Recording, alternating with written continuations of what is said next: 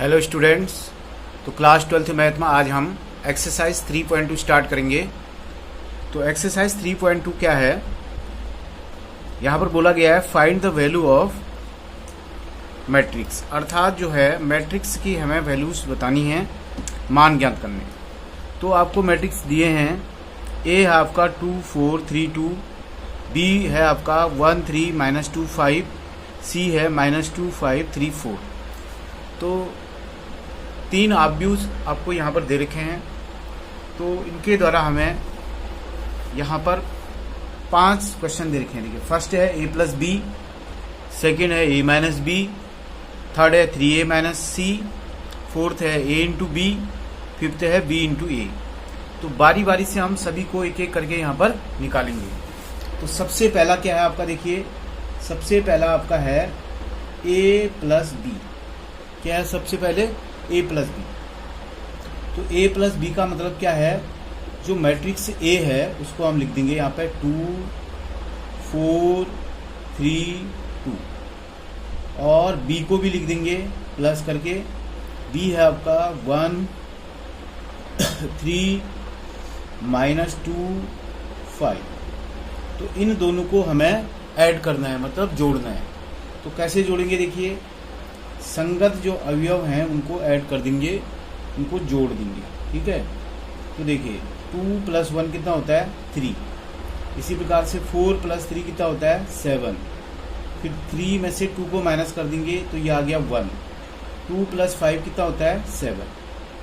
तो ये आपका बच्चों a प्लस बी आ गया 3 7 1 7। ठीक है, ये आंसर हो गया, यानी पहले क्वेश्चन का आंसर आपका आ गया।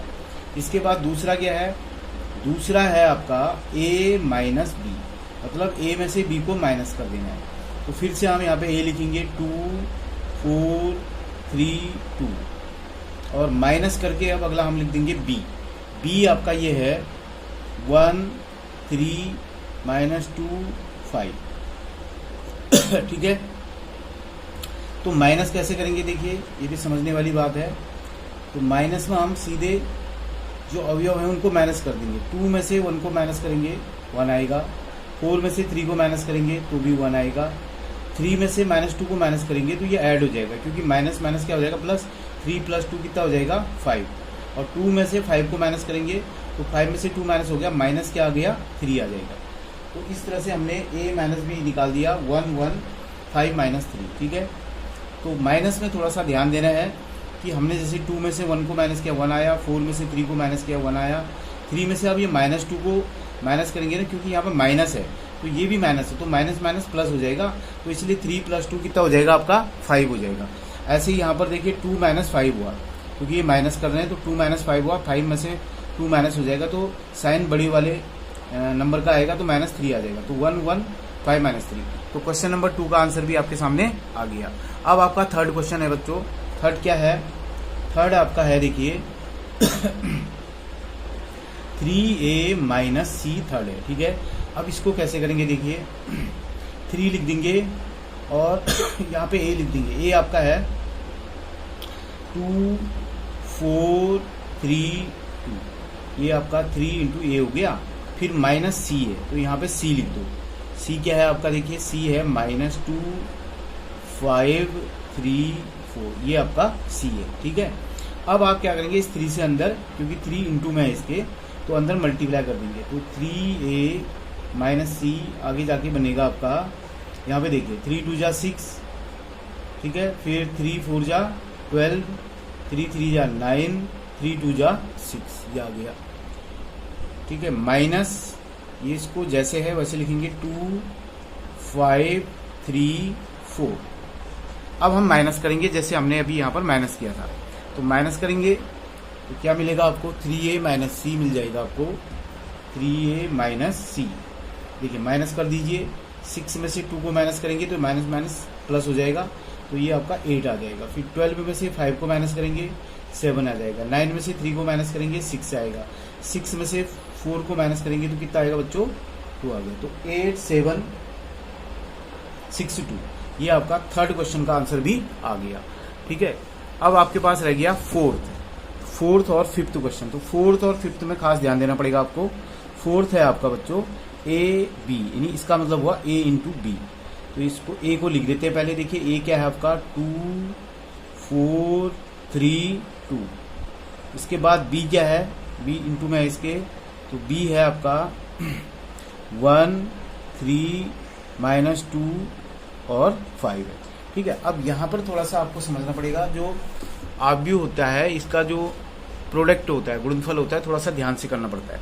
तो a इंटू बी कैसे निकलता है इसको आपने ध्यान से देखना है। ठीक, तो देखिए हम क्या करेंगे, जो पहली जो पंक्ति है ये 2 4, इससे इसको मल्टीप्लाई करेंगे इस वाले के स्तंभ को अर्थात कॉलम को। तो क्या करेंगे, देखिए 2 इंटू 1 क्या कर दिए 2 इंटू 1, फिर क्या करेंगे 4 इंटू -2 प्लस करेंगे, यहाँ पर लिखेंगे 4 इंटू -2। ठीक है, ये कर दिया, मतलब इस पंक्ति से इस स्तंभ को मल्टीप्लाई किया। अब क्या करेंगे, इसी पंक्ति से दूसरे वाले स्तंभ को मल्टीप्लाई करेंगे।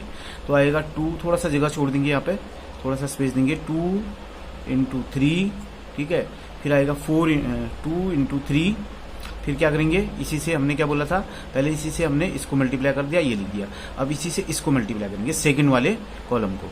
तो 2 इंटू 3, फिर इसके बाद 4 इंटू 5 प्लस करके लिखेंगे 4 इंटू 5, ये हो गया। ठीक है, अब आप देखिए इसकी बारी, मतलब इससे हमने इसको भी मल्टीप्लाई कर दिया, इसको भी कर दिया। तो इससे इस पूरे से हमने इसको मल्टीप्लाई किया तो ये लिखा, इस पूरे से हम इसको मल्टीप्लाई किया तो ये लिखा। अब हम इससे दूसरी वाली जो पंक्ति है इससे इसको करेंगे, तो 3 इंटू 1 लिख दिया, 3 इंटू 1 और प्लस कर देंगे। तो अब आपके पास आएगा 2 इंटू -2, 2 इंटू -2। फिर इसी से इन दोनों को करेंगे, तो क्या लिखेंगे 3 इंटू 3 प्लस 2 इंटू 5। ये देखिए इस तरह से करते हैं। ठीक है, अब आगे बढ़ेंगे, तो a इंटू बी क्या मिलेगा आपको, देखिए a इंटू बी मिल जाएगा। देखिए 2 1 जा 2, 4 2 जा 8, माइनस का 8 आ गया। फिर ऐसे 3 2 जा 6, 4 5 जा 20। फिर इसी प्रकार से 3 1 जा 3, 2 2 जा -4।